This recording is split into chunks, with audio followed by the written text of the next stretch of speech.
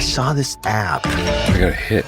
In the new limited series, DTF St. Louis, Jason Bateman, David Harbour, and Linda Cardellini star as 3 suburbanites who spice up their love lives. Wow. Don't miss the new HBO original limited series, DTF St. Louis, Sundays at 9 on HBO Max. This episode is brought to you by Redfin. You're listening to a podcast, which means you're probably multitasking. Maybe even scrolling home listings on Redfin, saving homes without expecting to get them. But Redfin isn't just built for endless browsing. It's built to help you find and own a home. With agents who close twice as many deals, when you find the one, you've got a real shot at getting it. Get started at redfin.com. Own the dream.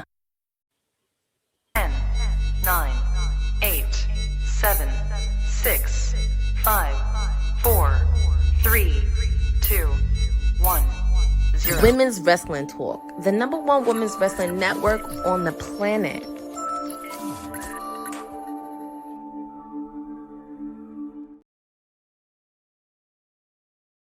Monday, everybody. This is WWT Live on the special edition after Elimination Chamber. This is your PR princess, your timeless elite, Stone Cold Courtney, whatever you want to call me on this Monday edition of WWT Live. Also, we have to celebrate because yesterday started Women's History Month, so we'll be talking about the Women's Wrestling Archive and how convenient that we get to talk about it. But thankfully, I am not alone talking about Elimination Chamber, Raw, and everything that's happening. I'm so happy she's with me. Not only she's my pageant sister, but she loves wrestling as much as I do. And it's always great to have her here. So I have to give a shout out to Miss Victoria Waco in the building. Hey. How are you? I'm good. Happy Monday. Happy Monday it is, and I am so excited to have one of our constituents of WWT Live. I'm sure he has a lot to say regarding what happened at Elimination Chamber. It is our Councilman Will Ferrell in the building. Always glad to be here with you two lovely ladies, aka Queens, on this Women's History Month. Nothing they say is wrong this month, okay? Nothing. Except if it's something bad about me, then it's absolutely right. Well, as I mentioned, March is Women's History Month. We kicked it off yesterday. We have so much happening throughout the month. But before we get into Elimination Chamber, before we get into anything else, and shout out to everybody in the chat, we did have some breaking news regarding the WWE Hall of Fame. Need I say more? It's finally happening. Demolition is finally in the WWE Hall of Fame. This was announced on socials, X, and Smash. They are finally in, and I just wanted to get you guys' quick thoughts on this latest addition to the Hall of Fame. Victoria, I'll start with you first. And if you have any memories growing up of watching Demolition, do you have a favorite match in particular? Anything about these guys? Y'all, it is about time. We have been asking for this. I always feel like they walked so many other people could run in tag team wrestling. So I'm a huge tag team wrestling fan. So happy for them. So deserved. Very happy that they're finally getting their flowers after so long. They were like a backbone, I feel like, of tag team wrestling for so long. So just thrilled when I saw this come on. Will, you have any thoughts regarding Demolition? How do you feel about this? Do you have a moment about Demolition? What are you feeling right now? Oh, well deserved to the two of them. You can't tell the story of tag team wrestling without talking about Demolition. I think my only gripe with it was that Undertaker should have wiped his camera. They deserve better lighting. They looked incredible. I was like, Taker, what are you doing? Where's Michelle? Where's Michelle? I know. Listen, Michelle will not be home when you did this. Come on. We do not need Michelle in every video, though. Well, at least because she at least checked the camera first. Be like, let me make sure you good. Hey, hold on. Let me get you situated. Okay, there we go. I was like, you could tell he just clicked that camera on and was like, okay, ready to get the announcement when y'all ready. But no, the memory I have of them though, I actually got to meet those two at a Comic-Con in Houston, and all I can say is, man, incredible people, man. Randy, Bill, They were super nice, super cool. Of course, love talking wrestling, told me some really cool stories, man. Just overall good dude. So again, just like the rest of the class, well deserving to be involved in the Hall of Fame. It's one of those things where you're excited because you just can't mention it. Sure, you have the British Bulldogs, you got the Heart Foundation, you got the Rockers, you got Natural Disasters, but you cannot talk about tag team wrestling without mentioning Demolition and how much they made of an impact. And also, I have to add in the Legion of Doom as well. But Demolition were like those guys, and they had a killer theme song. If you listen to it, I mean, you can't go wrong when you hear that theme song when they go into the ring, being multi-time tag team champions. And also, this was something that brought up when the New Day actually broke their record for tag team champions. It was really nice to see that acknowledgement, and I think the New Day probably acknowledged Demolition for that, which I thought was really cool for them to do. But it's just something, because sure, like, you know, you could talk about the Hardys, you could talk about the Dudleys, you could talk about Edge and Christian, but you can't forget about Demolition, because they are one of the stopping grounds when it comes to tag teams. And I'm very, very excited that it's well deserved. Long overdue, but it's very more deserving. And also, I do have to give a shout out to Tommy Fierro and the ISPW team, because Demolition was at a few of their events a couple months ago. So it was really nice to see them be a part of it. Fans still talk about them to this day, but kudos to Demolition on getting this nominee. And I'm just excited to watch the Hall of Fame. I really just want to see these guys talk about their speech, what they do. It's way overdue. So kudos to Axe and Smash. Thank you. Thank you for being one of the pillars of tag team wrestling. And since we were talking about the WWE Hall of Fame, we actually found out that it is going to take place during WrestleMania weekend on April 17th in Las Vegas. WWE issued a official apprentice announcement. It will take center stage at the Dolby Live at Park MGM in Las Vegas on Friday, April 17th. We already know pretty much, they said in the press release, it's going to be headlined by Stephanie McMahon, Grand Slam champion AJ Styles, and now Demolition. Tickets go on sale Tuesday, March 10th at 1 p.m. And pretty much it is going to happen during WrestleMania weekend. It will take place on Friday, April 17th at 9 p.m. Pacific time. And it's always a good ceremony because usually it happens the night before WrestleMania. But it's just a little preview to make sure the tickets are online. And just wanted to get you guys' quick thoughts, because people have been they've been asking about the Hall of Fame, and I wanted to get you guys' quick thoughts on what do you guys think of the inductees so far? Because so far we have 3. And also, do you think anybody else will be involved in the 2026 Hall of Fame class? And Will, I'll start with you. If it's just 3 people, that's wild. That's wild if it was just 3 inductees. That'd be, I don't know what to do with that one. It's cool because they're finding a balance of inducting people that's more into our generation that we're familiar with. Like, a lot of these cats, we can say like, yo, we are old enough to have potentially seen them in a match. Like, some of the folks that they do name, it's like, okay, like, I know of that guy, but like, I wasn't there in his prime. I get to see like his classic tapes or her classic tapes. Now it's like, oh, snap. Like, I was in Los Angeles when AJ Styles faced Finn Balor, and this dude is going into the Hall of Fame. So I think it's cool that they are finding that balance between like keeping it current, also while still acknowledging like the highlighted past of what made wrestling great. But I think they should have it in Cincinnati, Ohio on April 14th, since we just taking shit out of WrestleMania for no reason at all. Since we just doing NXT stand and deliver random, why not do Hall of Fame randomly too? Victoria, same question. Your thoughts, and you think there may be another person in the 2026 Hall of Fame? Well, as we know, according to Bruce, 4 is the perfect number for pretty much everything, for every TV, for every PLE, for matches only. So I think maybe they'll have one more inductee.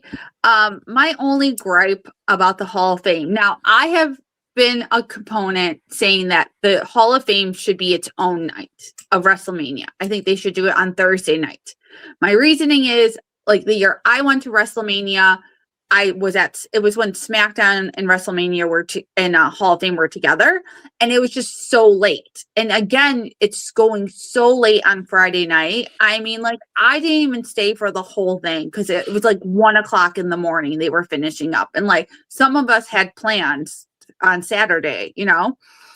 So I think, like, if you're gonna make it a separate ticket, which they have the last 2 years, put it on Thursday. Make it like the opening of WrestleMania weekend. You induct the Hall of Fame, you have the final SmackDown before WrestleMania, 2 nights of SmackDown, and then you'll have, you know, the Raw after WrestleMania. That is my personal opinion. You can sell more merch. Hey, WWE, if you're listening, think about it. More people will go to the world that day because they'll already be in town. You'll sell more merchandise. You can sell more tickets to get pictures with people. Like, just, you know, like, turn it into its own thing, because I feel bad for the inductees when they don't have a full crowd. And like last year we heard like they were like dead. Like the crowd was dead. I mean, granted, Triple H talked for an hour, but because they did it in the morning too. So it was like 11 a.m. when they did Hall of Fame last year. It was like, it was still split too, because I think that was, everybody was still trying to get ready for SmackDown. Everybody was still getting themselves situated. So it's just like how you said, like Thursday night hurts nobody. Like I feel like the only thing that might be an issue is if people are coming in that day. So that was the only thing. So like if you don't have talent coming in Wednesday to be here and they're coming in Thursday, that's the only thing I could see maybe being problematic. But again, you could just get the Hall of Fame inductees here Wednesday, give them a dinner and stuff like that to celebrate. Then Thursday they had a Hall of Fame speech.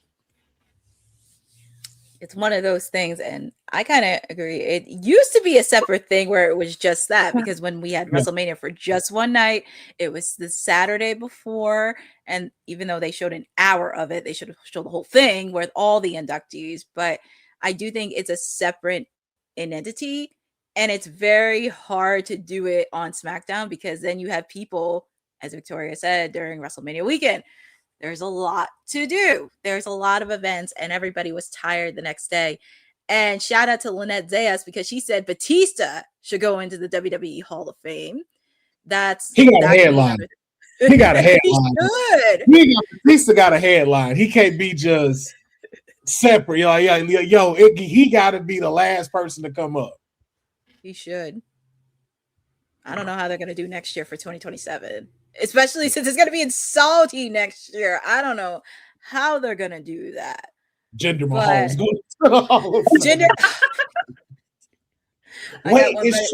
Is Triple H in the Hall of Fame, right? He went in, right? Last year. Yes, he did. Okay, never mind. I was going to say, if they were to do something in Saudi, it'd probably be that. Or it might be The Rock. Yeah, because Rock hasn't been in it yet.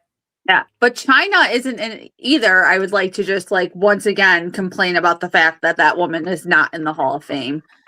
I still want to throw that out, that we should have either the China Classic tournament or the China Battle Royale at WrestleMania.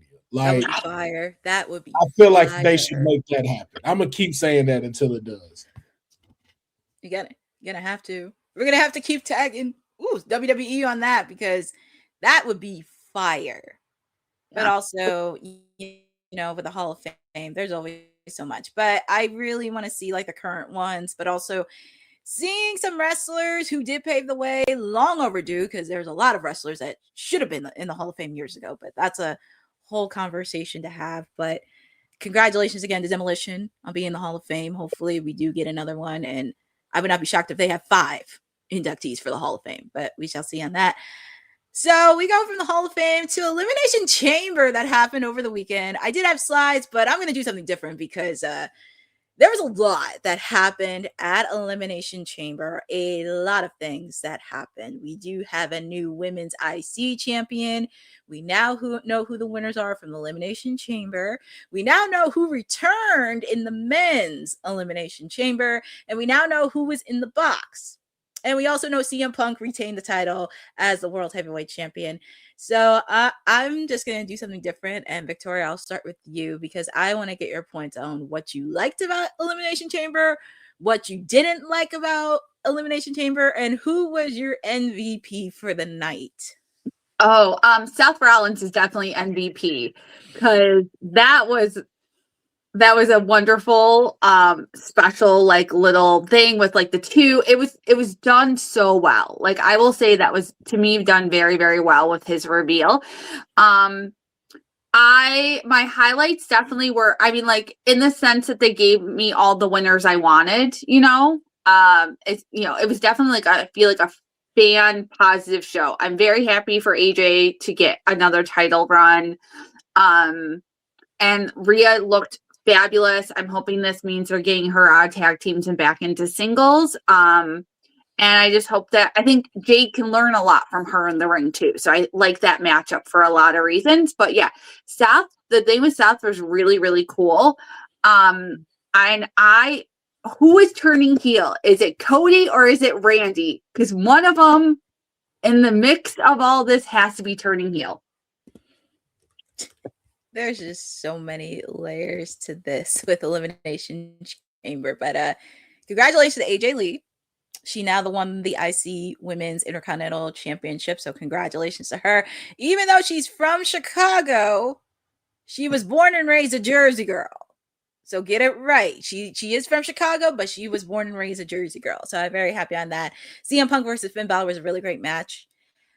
I know Finn hasn't had a singles win yet because it's been a long time coming, but I think he'll probably get it when he's going to face off against Dom for that IC title, because we will talk about Raw shortly on that.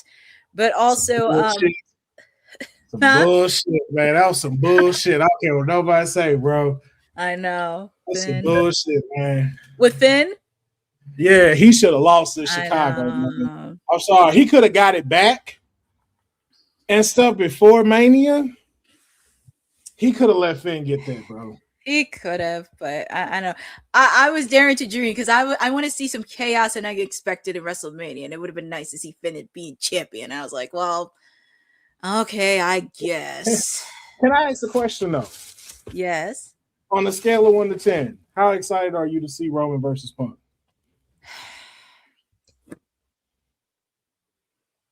I'm going to give myself a 6. Yeah, I was going to say 7. 6 for me. 6, 7. But you conjured Gunther over here to come hit us because of that. Oh my god. So that's the thing. So it's like we can say it's not the greatest WrestleMania match of all time. It hasn't gotten us there. So it could have used this shakeup. And I'm just like, I don't know why y'all decided to not do it, but I guess. I think they still have time though, because honestly, I was lower on it until that promo with them in the ring together. Like the issue with Roman is we don't have him a lot, right? So he needs to be showing up, and we need some build up. I think you could get me a little more excited about that match, but like I was probably a 4 until that promo. That promo did like get me like, okay, like there could be something here.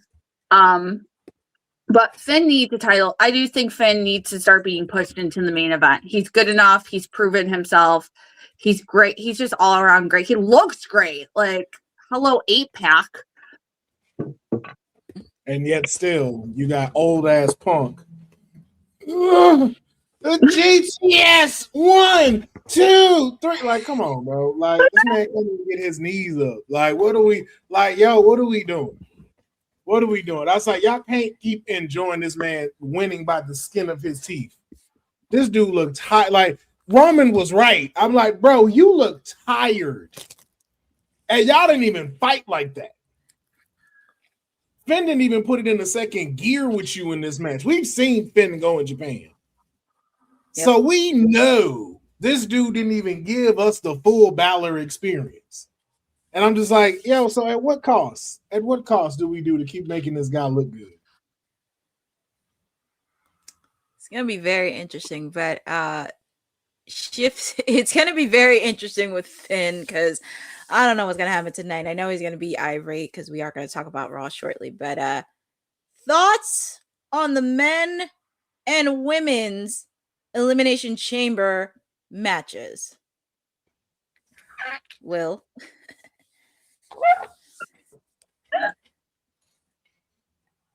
We knew what was going to happen in the women's.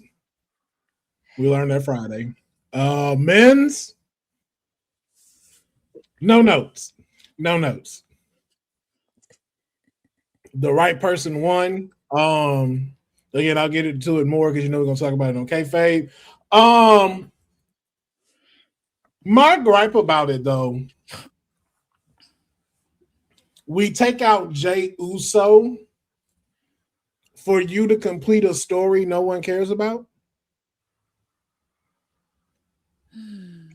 Is that what we do? Like, it's like, yo, we're going to take out Jey Uso, put him in, so then that way we can tap the emergency glass because we got to get Seth. We got to get Seth for WrestleMania. The tickets aren't selling yet. It's like,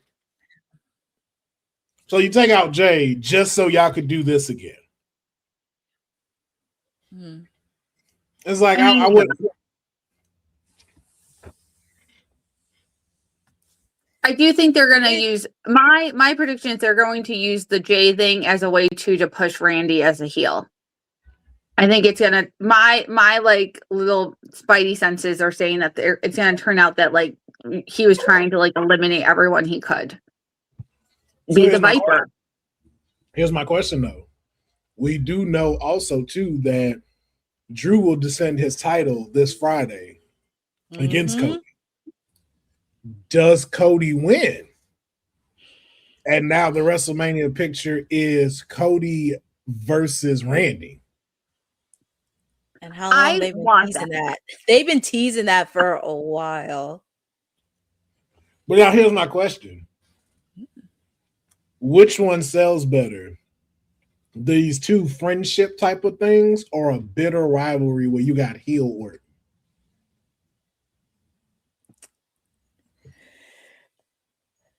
It's going to be probably bitter. And also with the fact too, because this is where I have my PR brain working because I'm thinking of tickets, I'm thinking of selling, I'm thinking of everything. And Randy has to be a part of WrestleMania. If you remember his heel run that he had, that drastic, sadistic heel run, and also with the fact too, people tend to forget him and Cody have some unfinished business. It's been teasing a little bit because even though it's friendly or something, but it's like, someone has to pull the trigger on that. And also, we've seen it with Cody, too, because Cody's frustrated. Because there are some times that he's frustrated. He doesn't know what to do anymore. Maybe in a little bit of heel. And, I got to put in the super chats because we did get $5. So, Koozie Cool 2887. We just want to thank you for your support.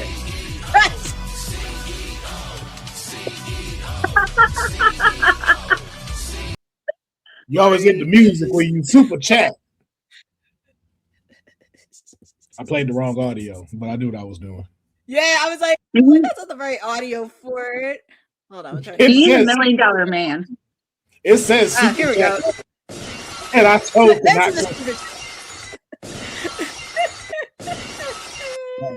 Shout out, Cozy Cool 2887 in the super chats. The super chats are open, by the way, so we accept all donations happening.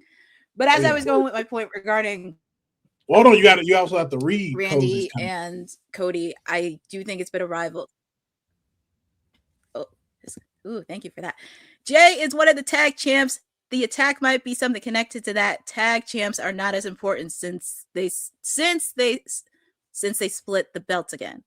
He's got a point there. Mm-hmm. I'm being very honest. As a person that loves tag team, you got a point there. This would be a great time for the attackers to be the Street Profits. Oh, right. And we haven't seen them. We haven't seen Give me them. the Street Profits and the Usos at WrestleMania. That would Oh be my God. incredible. Okay. I wonder I think though, that would like be a really good. talking about like what would be the thing to make tickets sell? Like really, what? I mean, ticket sales are down. I mean, they keep saying they're not going to lower prices. Like, what is the thing that like people would at this point 6 weeks out be like, I gotta go to WrestleMania?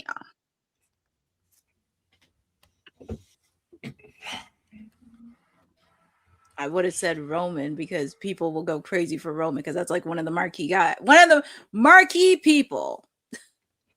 Hate to say it, but so Courtney's absolutely right. But the where I feel like they're sitting at right now is somewhere important, but I don't think they're gonna try to pull the trigger on it. This is a great time for you to have a WrestleMania where you showcase what your future talent is going to be. Like we talked about the IC title being a fatal four-way between AJ, Natty, Becky, and Maxine. You should be highlighting that for all of your singles titles. Like this would be the time to throw Julia into a actual rivalry with a couple of people and see where it goes. This is where you do a TLC match for the tag titles, including the Bellas. But this is where you start being able to showcase, like, yo, hey, we don't need to focus on bringing the big people in as much as where we need to start showcasing our people of the future. So if you want a Logan Paul versus Seth, or make it a tag team to where it's like Austin Theory, Logan Paul versus Seth Rollins and Royce Keys. But this way, it's like, hey, we're now showcasing the future of who you're going to start seeing when we get to the showcase of the Immortals. They are the ones that y'all like to see. They already got the top of the card. They already going to show us that, but give us that and give them opportunities. Like, I know they do Money in the Bank as their own thing, but I really feel like Money in the Bank could have Money in the Bank could have been at WrestleMania. Like night one is the men, night two is the women. Like those are the things you start filling up WrestleMania with to make it feel special. Like treat it like a Wrestle Kingdom card, like in New Japan. Like when they go to Wrestle Kingdom, you be like, oh, y'all stack this card up. That's what they need to start doing. Even the card on Friday for New Japan, that was crazy when they went to Trenton. But the problem is, oh my bad, I'm sorry. No. Finish your thought, because I want you to finish. Yeah. I was just gonna say the problem that they have right now is they're relying on tickets to sell based off of people's names instead of the product. Like that's what you're like, yo, we know if Roman's here, it'll sell tickets. It's like, yo, why don't you as WWE being here sells tickets? Put your stars on, put the people you put on every Monday and Friday, showcase them. Give us that stuff. I was going to throw a thought in because I know we don't talk about Vince, but I really thought about this. And this is something you said, a couple months ago. When you look back at the Attitude Era and Ruthless Aggression Era, Vince made stars out of everybody, not just the main event stars, but your mid card, your women's, your tag teams, even though he didn't like tag team wrestling, period. You made stars out of everybody. And everybody had a familiarity on who it was, whether it be like a Chris Jericho, whether it be the Hardys, whether it be like Rey Mysterio when he was there, like in the Ruthless Aggression era, or Eddie Guerrero, or even Kurt Angle at his prime. Like those are the kind of people that you really want to showcase on who do you think is the future, and also showing the trust in there.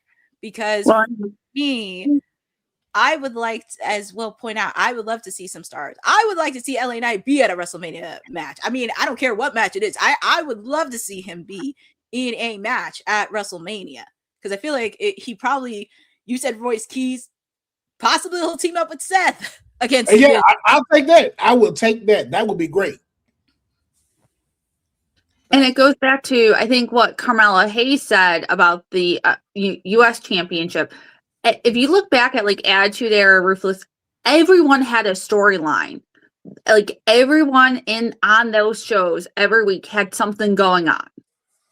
It wasn't just a random match. It was a storyline that they were building to something. And I think that's one of the things. And that's what helped, like, the lower and the mid cards to like bump up was those, they were building that storyline, that promo, all that stuff in through the storylines. Sindel, I don't know. She's progressing very well. My client is healing. We do haven't wish her gotten her a back recovery. haven't gotten her back into training yet. We're letting her take some time. It being at the end of April, maybe we have something, but yeah, just right now though, we're letting her rest up yet, so we don't have an exact answer on if my client will make Mania, but all you can do is stay tuned. That's all you can. We do wish Roxy a speedy recovery. But also, since we talked about the matches, quick thoughts regarding Danhausen being in the box. Just some quick thoughts. Yes, Will? And you raised your hand. What are you thinking? I think I speak for like 68% of the IWC. Who was that? Who was that? Will Canalo. If you, I was like, yo, who? Now, first off, let me just say, I enjoyed it. I don't know who he is, but I was like, this is fun. I was like, I was like, I don't know who this character is, but hey, I dig it, and I like the song. I do not think he deserved the boos that he got. I don't know why Chicago did that at all. Like, I don't think that was fair to that guy whatsoever. But I think this goes to show too of, hey man, this is the backlash of nepotism, because it's like, yo, y'all did this because that's CM Punk's friend. And that's what the results is. You can't cut the line. You can't cut the line. But I also think too, had they not prepped us about this box thing, I think that's what doomed him to get those boos. Had y'all just not said nothing, brought that coffin out and let him come out, I think he would have got a better response. But for us, like, speculating what's in this box to like Chris Jericho, to like other folks in here, to even us saying about like the China Classic and stuff, and it to be that, and you're like, whoo! Well, Yeah. I think, well, Victoria, hold your thought, because speaking of friends of WWT, we do have another constituent of WWT who decided to take a break from vacation. And yes, he did do a post-show Monday Night Raw last week. So it is our mayor, Mr. Cedric. Happy Monday. Happy March. It's Monday. The mayor's here. And yes, the mayor took a little vacation because we know what the last 28 days were. You can't ask me to work during Black History Month. I'm sorry. You can't. Understand. I thought what's understood didn't need to be spoken, but since you guys brought that to the surface, that's where the mayor was. But it's March. They just missed the mayor's you. Here. They just missed you. That was all. I mean, yes. But you got any thoughts regarding, I mean, you were at Cosmos Saturday, for the Elimination Chamber, and just wanted to get like your experience of that, and also just thoughts overall regarding the chamber, because that's what we're talking about right now. Yeah, so like if you guys don't know about Cosm, WWE actually has a partnership with them where they do watch-alongs there. We are trying to plan something very cool for you guys. I won't tell you guys too much, but there's a chance that we be doing Monday Night Mayors there. So we'll see. But if you don't know about Cosm, look it up. If it's only in Dallas and LA right now. As far as the debut of Danhausen, all right. I mean, which is funny because I got some other friends like really into like the dirt sheets and stuff like that, and they were texting me as we were building up to there, like, oh yeah, the betting gods in Vegas are that it's Danhausen. They removed all his merchandise off of Pro Wrestling Tees, so it's probably going to be him, and they're going to announce a new WWE shirt. I'm like, damn, that's a lot. I hope it's like something else. Like, I hope it's like an announcement or something. But I mean, I think they set him up bad just because they did it at the spot they did it, which is right before the main event. If they would have did this at the top of the show, like, hey, it's Elimination Chamber, we gotta know what the fuck is in this box. Let's get it over with. Then it probably would have been received a lot better. I think timing in place and execution was the problem, not Danhausen, because if you're familiar with his work, if you find him entertaining, I believe that there will be a place for him on either one of the brands to do his stuff. But the way they set him up for failure by letting him debut in Chicago going to let you know how they feel regardless. They was only there to watch CM Punk. That's every Chicago show. Like, they only there for Punk. Is he from Chicago? I think, you know what? I can't say that for sure. I don't know. I know he's friends of Punk. But I mean, getting that moment and pigeonholing that right before the main event, in bad taste. As far as the Chambers, I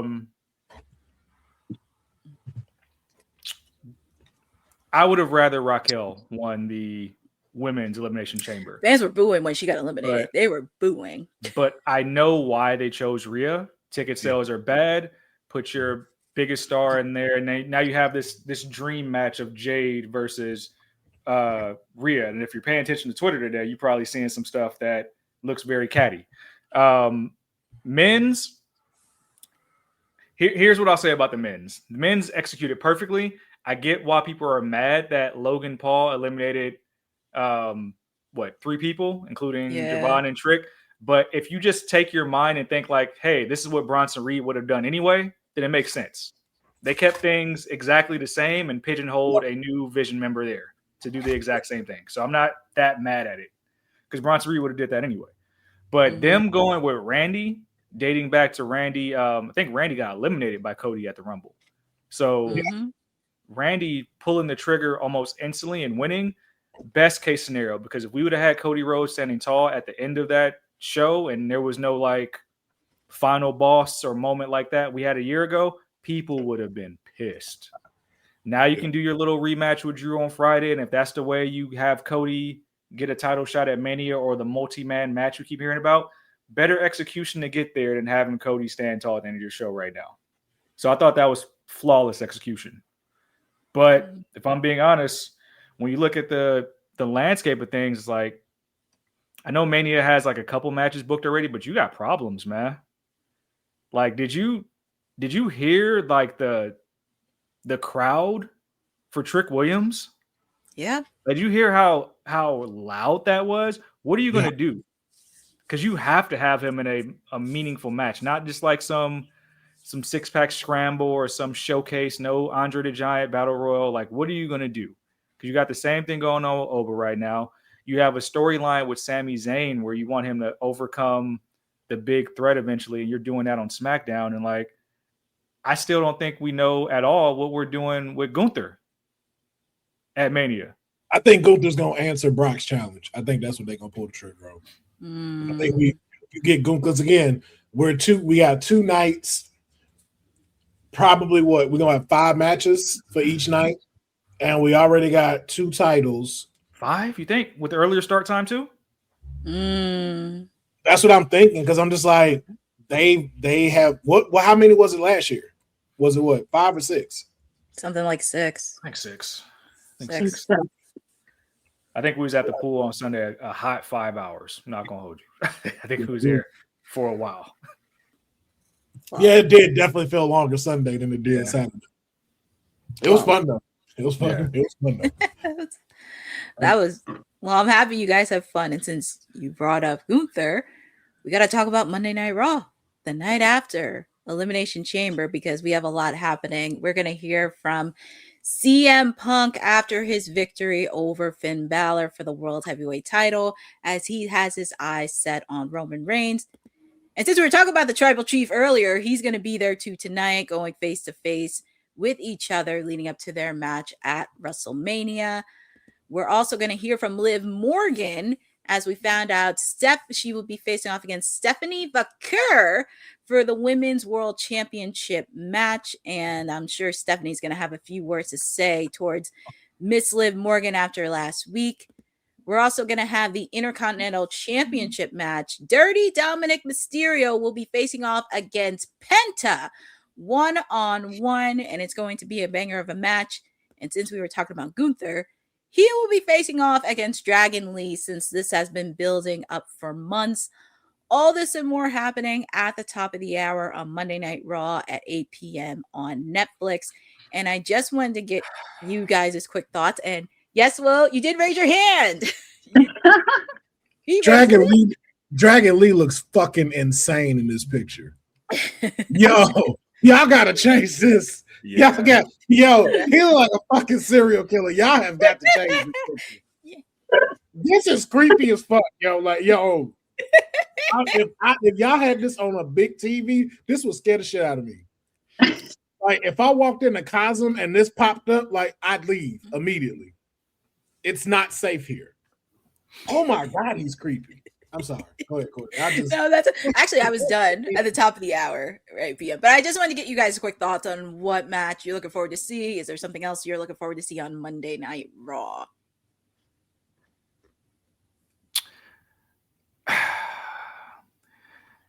You know what? We were going to get our quarterly Roman appearance to keep pushing this feud forward. So it'll be a good war of words. It always is. I am more interested. I'll talk about Stephanie in a second. I'm more interested in seeing this Judgment Day fallout.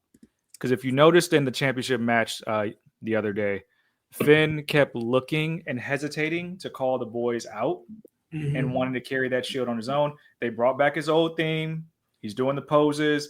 I wonder if that's going to cause any friction between the Judgment Day that they didn't accept his help, namely JD.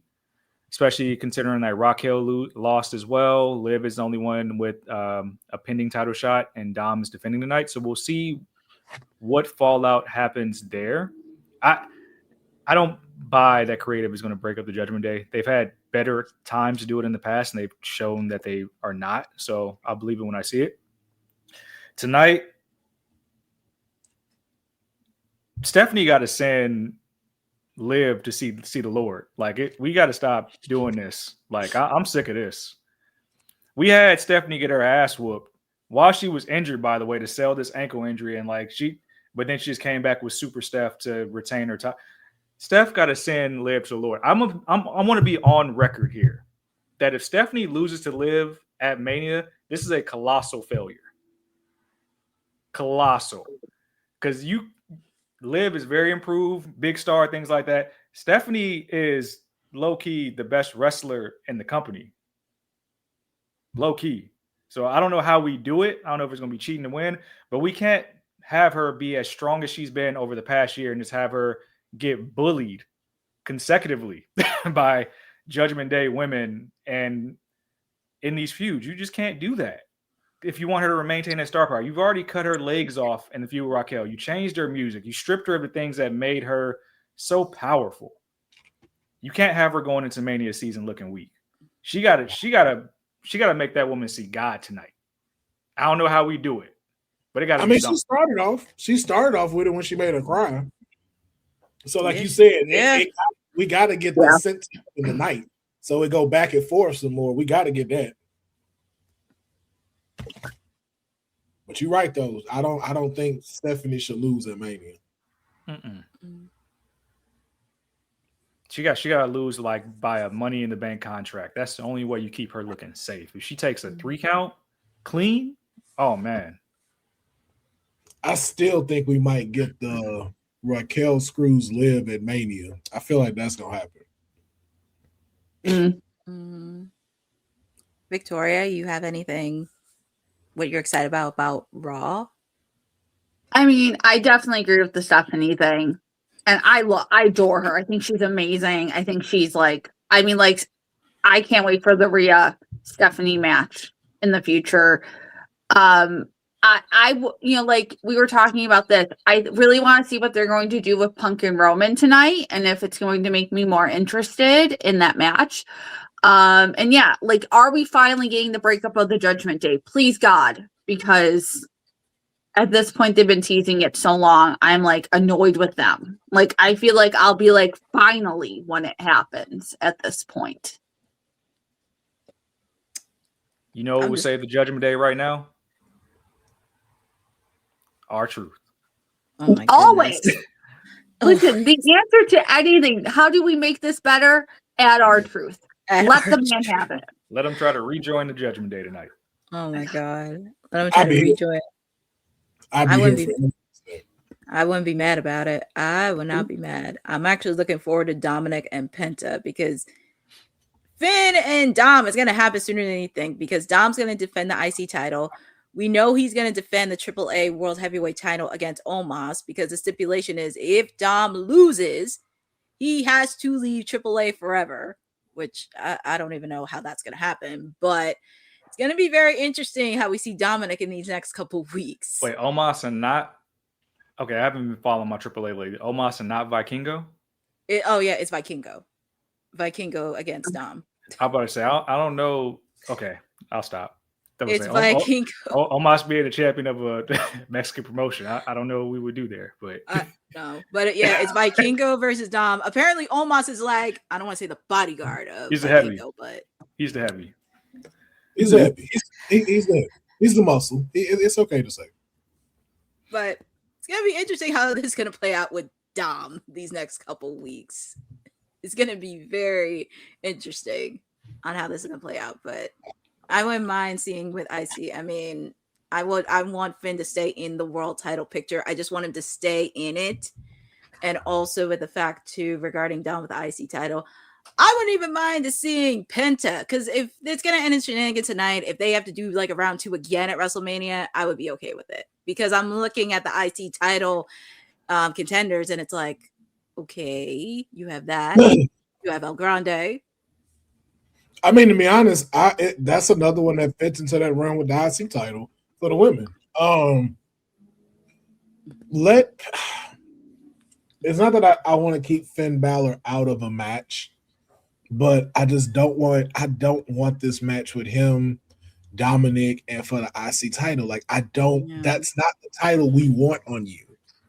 We want the World Heavyweight Championship, not a constellation to hold till we get to maybe Money in the Bank or something. It's like, nah, bro, make this dude champ. Mm-hmm. I don't know why you ain't making him champ. Yeah, but for like Dominic, let Dominic lose the IC title to Penta and put Penta in some match that's just wild as fuck with like him, Ray Phoenix, 2 other people for the title on the line or some kind of like stipulation wise.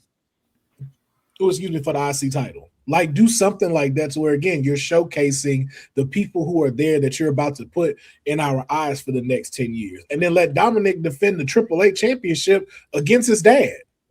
Yeah.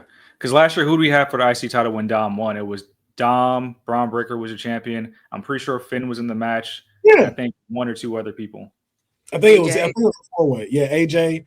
AJ, Braun Breaker. I think it was a fatal 4-way. Yeah. Or was it a 5? I feel like somebody else. I can see that again. Oh, yeah, they got to do something strong for the mid-card. I mean, the storyline is Dom, and I know he just came back from injury. Same thing with Melo on Friday nights. I mean, nobody stands out now since we're doing open challenge. Maybe they give Melo a nice little gauntlet match at WrestleMania. That would be fun. Fun little 20 minutes. You know that's not going to happen. I know it's not. But if it was, they're gonna do it on SmackDown. Like, the idea is dope, but you know they're gonna do that on SmackDown because some title has to be on the line the Friday before WrestleMania, and most likely that's what they're gonna throw Carmelo at. You could probably pigeonhole tag titles to be on Mania since the Usos hold them now.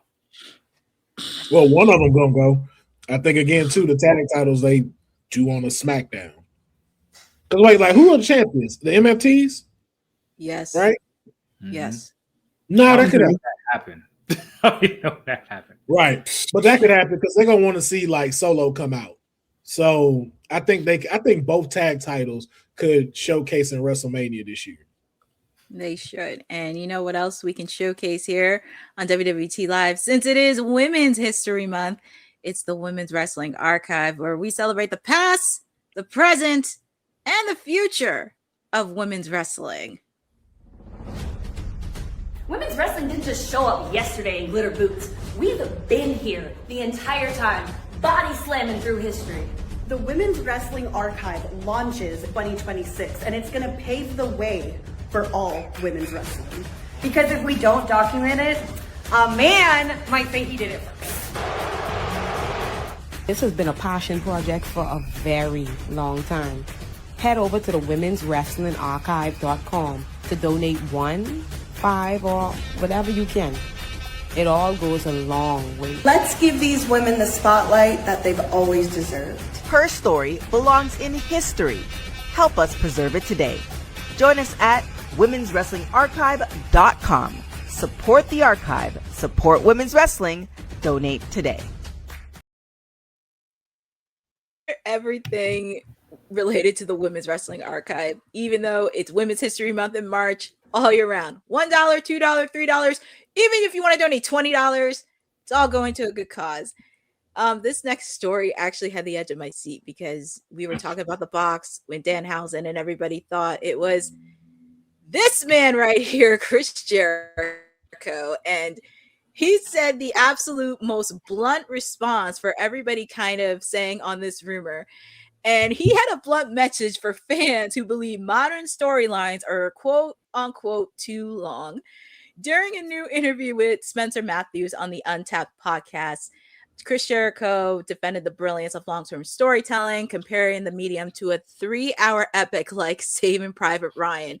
He pretty much goes on and says, I like long-term stories. My favorite ones have always been the ones that last for months. I always love wrestling fans, especially modern day ones who just want to know the answer right now. If I'm watching Saving Private Ryan, it's 3 hours long, an hour and a half if I go. They haven't even found Ryan yet. The movie sucks. This is stupid. I hear it every day from wrestling fans. My thing is shut the F up and let me tell my story when it's done. And pretty much the podcast interview talks about with AEW and, of course, the rumors that happening. But I just wanted to get you guys' quick thoughts on what Chris Jericho said, because with the fact everybody's kind of predicting it was Chris Jericho and everything else. But I just wanted to get quick thoughts. And Seth, I'll start with you on thoughts regarding Chris Jericho and what he said. There's nothing wrong with what he said. I think the comparison is kind of flat. I mean, and I'm just be blunt. Some movies are too long. Some movies have too much diatribe and they don't get to the point and goes over people's head. But long-term storytelling is beautiful when it's done right. The problem with today's society is that we do want instantaneous, and that didn't work in the form of Danhausen because you did it with this mystery box. Think of all the other mystery angles we've had in the years where it was something large. And we know this is not going to be a large part of programming unless it's yet to be seen. And when you think of long-term storytelling as well, look at what we got with the Wyatts and the MFTs. How long has that been going on? Mm-hmm. Been going on a long time. Nothing yet. And we have no reason to believe that there's going to be a payoff or delivery. So I think that's what fans have an issue with long-term storytelling, is that we can see it, but there's no payoff. Chris Jericho would have made sense because I believe he made his debut in Chicago, however long ago it was. So it's like, oh, he's coming back to Chicago where he actually came and made the jump from WCW. I think that's where people wrap their heads around. They wanted the nostalgia about that. No slight to Danhausen, and no slight to long-term storytelling. It's just that, hey, when fans see that and want that, pay it off the right way. Don't swerve us. Don't veer left or right. Just pay it forward. Will, any thoughts on that? The same people that are saying that about what Jericho was talking about are those same little punk ass kids that didn't ruin movies, where you got to know the whole fucking plot before you go to the movies and know what is happening before you go to the movies. So to all of you, I just say, shut your bitch ass up. Shut up. Y'all the reason a lot of the storylines suck today. Because your little micro instantaneous gratification. Like, yo, man, let us have our long-term storytelling. I agree with the mayor. You shouldn't have done the Private Ryan. I'm not sitting 3 hours to find out. I don't even know what the fuck Ryan is. So why am I worried about saving him first off? And why am I dedicating 3 hours to seeing if he gets saved? But you need storytelling to be multiple lengths of what needs to be told. There are the short ones and they're going to be the long ones. Like you saw things come full circle with that Elimination Chamber when Rhea and Alexa squared up at the chamber and put their hands up. Like, that's a callback. But that's long storytelling right there, where it's like, yo, this is how you have that. If this was micro, none of us would have remembered that. And I think that's the issue that we're having now is we have a lot of stuff that happens, but the buildup ain't there, and we forget about it so quickly, and it loses its luster. Like, no one talks about CM Punk versus Drew in Hell in a Cell anymore. That was epic and should still be talked about to this day. But because y'all built 1,000 different stories that go nowhere, it's like, yo, we forgot about that one. So, man, hey, for us that enjoy a story and not how to get to the end of it, let us have our long term. You can have your little punk ass short stories with the little iguana boy and whatever the hell going on there with the little tag titles and stuff like that. That don't make no sense because it's super short. You can have that. I'll take my long term. And Jericho wasn't gonna be in that box because CM Punk was not finna let that man outdo him in his hometown. I don't know why y'all thought that was him.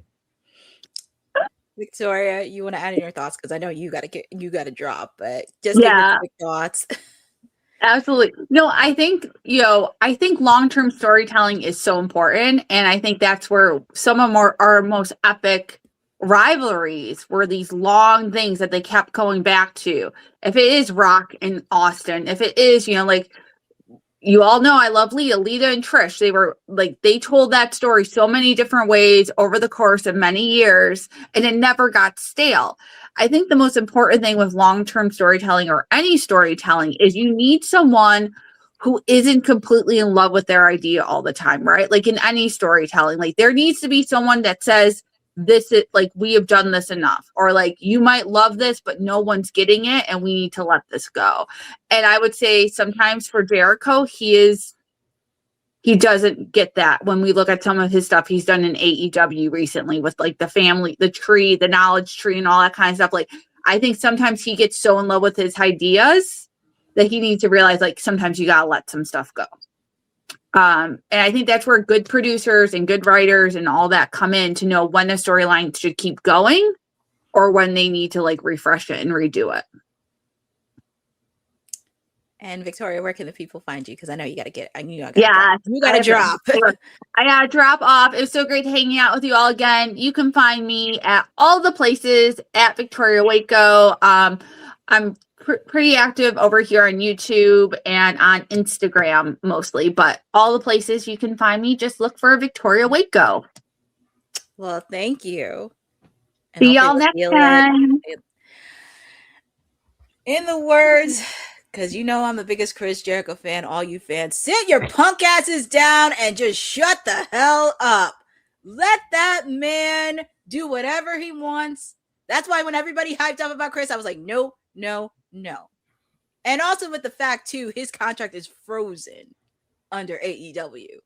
And with the fact he also interviewed an AEW star a month prior. So, but yeah, going back to Victoria's point, because the story, long-term storytelling aspect is one of the things that we did love of professional wrestling. We loved the aspect, the hype of it, not just Rock and Austin. Like I remember when Kurt Angle fought against Stone Cold Steve Austin in 2001. And even though it was like a couple months in, that was long-term. And especially when you thought about when Triple H versus Austin, you remember when Austin got run over and everybody was thinking like, who ran over Austin? And then it ended up being Rikishi, but then it ended up being Triple H being the mastermind. And that's led to their classic 3 stages of hell match at No Way Out in 2001. And that's just something to really think about, the storytelling aspect of it, the suspense, the mystery. That's what we love. And it also made me sad because I did enjoy LA Knight and Drew McIntyre. I just wish it was expanded a lot more because LA Knight, just promo wise, I don't know what it was between him and Drew McIntyre, but it was right there. And it just sucks. I wish it was longer. But I do think that's something to really think about. And even fans do, because they just want the hot ticket. They want the hot thing of the week. They don't care about the long-term storytelling and all that stuff. But in the words of Chris Jericho, to all you IWC narcs of the world, just shut the hell up and let the wrestlers do what they do best. Oh, they is being catty on Twitter right now. I will say this about, since it is Monday night Raw time soon. I will say this to Mr. Knight. It's time to let it go, bro. Don't do that, man. Don't do that, man. Hey, man. I'm 38 years of age. There's certain things I got to let go. We ain't trying to grab the rim no more. We ain't trying to hit no fences. I'm going to find the calm entrance and open the door. Sometimes you just gotta let it go. We can't do the athletic stuff no more. We can tell this. We can sell the move and the story another way. We don't got to be doing all that jumping and landing no more. Leave that to Javon. Just let it go. It's okay. I felt so bad. I did. I felt really bad because it was it's because I felt it coming. I felt it coming before it happened. I was like, "Ooh, it's real quiet in this arena right now." And I was like, "It's gonna happen eventually." Like he's had it where it's kind of stumbled a little bit, and I'm like, "All right, bro, like you gambling. You are gambling with this." And then it happened there, and I'm like, because you don't. To me, you don't need the extra jump up there. It doesn't add extra effect to the elbow. You might as well just climb all the way to the top. Middle rope middle rope, LA Knight. Yeah, and we are fine with that.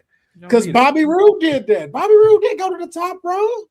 Mm-hmm. Bobby Roode gave us middle rope and we loved it. Mm-hmm. You don't have to do it. But I was like, I saw it and I was just like, he ain't winning. As soon as I saw that, I knew I'm like, he's not winning. It's over. Mm-hmm.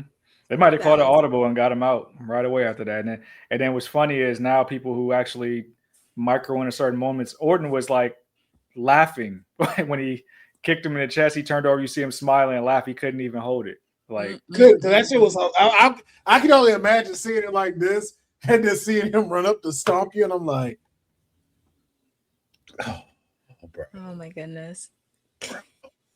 Because you just see any momentum of a LA Knight mania go out the window. Like right there, you were like, yep, yeah. Hey, that's it. Andre the Giant Battle Royal. Oh my god.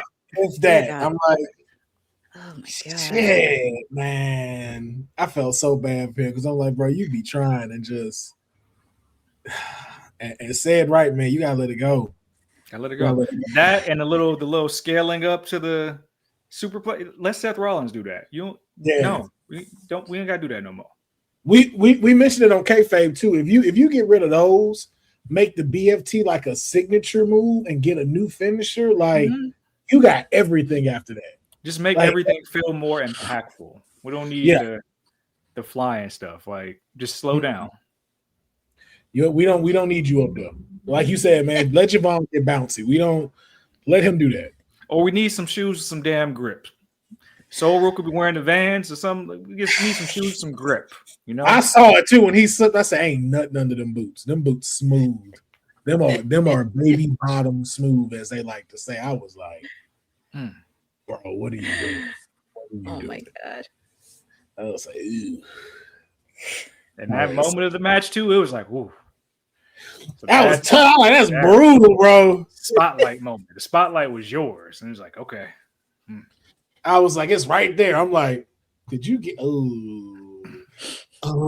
It's like, yo, I feel like that was like universally felt. Whoever was watching that at that time, you were just like, like we just watched a man's like whole momentum die. Like you like that like if you ever need a moment of like you want to see where a person's momentum died, Elimination Chamber Chicago 2026. Oh boy. Oh, what he got to do to get that back? Oh man, somebody got to talk shit about it. Like if they do Seth versus an LA Knight versus the Vision, somebody got to bring it up just to get out the way. Just so he can address it and be done with it. Like you can have like Logan Paul said, be like, "Hey man, at least I ain't here slipping on my moves like that." Oh my god! Like you could do stuff like that. That's the right heat to be packaged in for sure. But like no more like no big promo battles. Like when CM Punk made him like stumble over his words or something like that one time. Like we can't do that. We gotta soft landing this one. just let's talk about it, bring it up on television so we can move past. You know what I've noticed too? Arsenal. You know what I've noticed too? Like WWE needs to send people to I don't know what the technical term is. I know I sound like I'm finna say it wrong, but like they need to take them to speech class. Like, no, you're right. Public speaking. Yeah, public speaking. That's the word I was saying. Public speaking. They need to let them everybody take a public speaking class. I think that would be so beneficial to the stars of today because it's not like they can't talk. It's just you can tell like their brain is going 100 miles an hour trying to remember that stuff. And you see where they stumble, they throw they throw likes and everything. It's like you should go have them do public speaking. Yeah, just one course. So everybody can find their voice. Yeah. Like, I think that's all that is. You do that, I feel like LA Knight's entire promo game would vastly benefit from there. Like even folks like Seth Rollins, because Seth stumbles on his words sometimes. It's nothing like we're like throwing jabs at him or anything like that, but just to WWE, like I think that would be great in how you continue to help elevate superstars. Like, yo, let them go take public speaking where the likes get taken out. What to do when this is happening, what to do when the crowd is doing, how to really get crowd work going when you're talking to somebody. That would be something. That would be something. And that could help them out, gain them their confidence back. But we do have one more story before we get out of here for Monday Night Raw. This was on last week, TNA news. And it's perfect because this is Women's History Month. Congratulations to Alyssa Edwards as she re-signed with TNA last week. She was a little bit hesitant, but after some words from Moose, she re-signed with TNA for another year. As you see her with Carlos Silva and also Tommy Dreamer in the background, even though Carlos blocked his face. But congratulations to her on extending another year. And just wanted to get you guys' quick thoughts on this because if you've been following TNA, we know there's a shift happening with the system. They kicked Moose out of the system. You have Bear Bronson and Cedric Alexander in the system, and Alyssa Edwards is siding with Moose at the moment. But just wanted to get your quick thoughts about this re-signing with TNA. I like it. More depth for the division, giving us more room for more storylines and the women's division, obviously the bigger story here. I think it could pan out very well. I think it's a good time for TNA, especially with the AMC partnership to continue building on their brand and adding more talent to the fold can only help that. Will, you got any thoughts? Same thing with the mayor. I think TNA has dope stars there that can really mold into something. I think just we need a little bit more storylines. Even to go back of what Jericho was talking about, some great long-term storytelling with a couple of these people. And so the more you have, the more you're starting to fill out that knockouts roster, the more you're filling out for the different divisions of titles that we have, like the international title now and the TNA championship. So I think it's all the best. I just hope they just continue to include more storylines as these wrestlers start coming. So, we continue to have impactful TNA episodes like we've been having. Yeah, because Steve Macklin and Mike Santana is starting to be a little bit on fire. We already know Ariana Grace is the reigning TNA Knockouts champion. She will be facing off against Jody Threat. I still have hope Indy Hartwell is going to get the belt by the end of this year. She needs to be the Knockouts champion, but that's just me. I think she should be by the end of this year, but that kind of wraps up Monday's edition of WWT, the aftermath of Elimination Chamber edition. So that kind of wraps up our episode because we got to get ready for Raw to see what happens. But, Will, where can the people find you? You can find me at his name is Javon Evans, not Williams, on all social media platforms. To do that during Black History Month was an atrocity. And the fact that no public apology has been given to Javon Evans lets me know he does not have good representation like he would have if the councilman was involved in the business of Javon Evans. But it's Evans, not Williams. And an apology should be given. That's it. Said, where can the people find you? I don't want your follows, and if you're expecting a post showing for the mayor to do double duty, we will get back to you on that after Monday Night Raw. When the red light come on, just bring your ass. If it don't come on, don't ask. The mayor had moved on to other things. But I did want to give a quick shout out to Kyle of Knockouts and Three Counts. Go check out his interview with Trish Stratus. Very dope work that he's doing over on his podcast. Keep him locked up where everything he's doing out in the field. Also, we'll talk about this at some point this week, but I mean, I ain't been here a while, but I know in a short, less than a week's time, we taking things to the underground. We bringing back the triple Bs. If you know what that means, it don't mean big baller brand. It mean beating bitches up. So Miss Kalani Jordan, I'm sorry to tell you, you're gonna be another footnote in the underground when Lola get her hands on you. And I can't wait to dive into this more because she is the only woman in the company with her own signature match. And she ain't on main roster yet. So we're going to talk our shit all week. That is all. Vengeance Day is happening. And also, we did find out from Robert Stone it'll be Jada Parker versus Blake Monroe. I don't understand what Kalani is thinking. Oh, man, boy. Man. Yeah, I know you got long legs, but like, all right. Oh, hey. Storylines away from the belt. Only happens at NXT. Mm-hmm. Well, God, I can't wait for that Jada Blake Monroe. Oh, that's going to be so good. That's going to be something. It'll be happening on NXT Vengeance Day. But people can find me chirping sporadically as much as I can. Wednesdays, I mean, AEW Dynamite. We're almost done our road trip to Revolution. And I'm sure we'll see a lot of people from WWT be at the media scrum for Revolution since it will be in Los Angeles. Also, make sure right before Revolution, if you're in LA, please make sure to check out Denise Salcedo's show because she will be having Willow Nightingale there. And hopefully we do see some people from WWT be there as well to support Denise. Of course, Miss Willow Nightingale. So it will be a fun weekend. Super excited for that. You can also find me on my socials on at Courtney NJ11 because I don't even know what I'm doing. I'm doing almost everything. But feel free to follow me there. Also, I got to give a shout out to Rob Williams for BCP because he's been doing interviews after interviews for the last couple of weeks, interviewing people in the independent scene, interviewed Mickey James a couple weeks ago. He's been killing it. So I have to give props to him on that. Also, since we are talking about Women's History Month, I will be on the Wrestling Life podcast because we will be talking about the life of Miss Elizabeth. So we will be doing a deep dive of her life on her new humble beginnings to how she started as the first lady of wrestling and of course her untimely passing. So we will be talking about Miss Elizabeth on March 11th at 9 a.m. Eastern time on my time. So I'm very excited to really dive into that.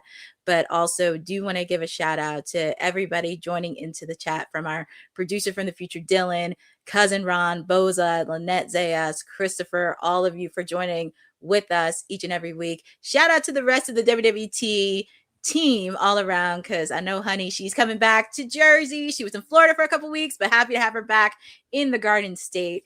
But shouting out to everybody for their support. Please make sure it is Women's History Month. So make sure to support the Women's Wrestling Archive throughout the whole month of Women's History Month. $1, $2, $3, even if you want to donate $20 or $100, you're supporting to keep women's wrestling history alive. And we do want to thank you all on this jam-packed edition of WWT. And always make sure to support us on socials because this is Women's Wrestling Talk, the #1 women's wrestling network on the planet. And we will see you on Wednesday. Thanks for joining WWT. Don't forget to like us on all social media platforms at WW Talk Pod. Like and subscribe on all video and audio platforms, like yesterday, my G. And check out our website at www.talkpod.com. Thanks for watching Women's Wrestling Talk, the #1 women's wrestling network on the planet.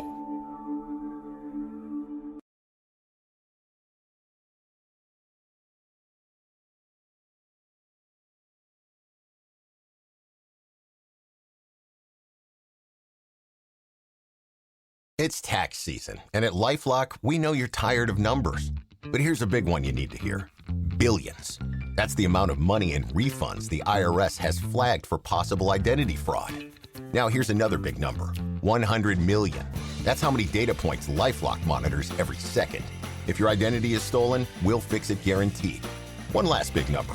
Save up to 40% your first year. Visit LifeLock.com/podcast for the threats you can't control. Terms apply.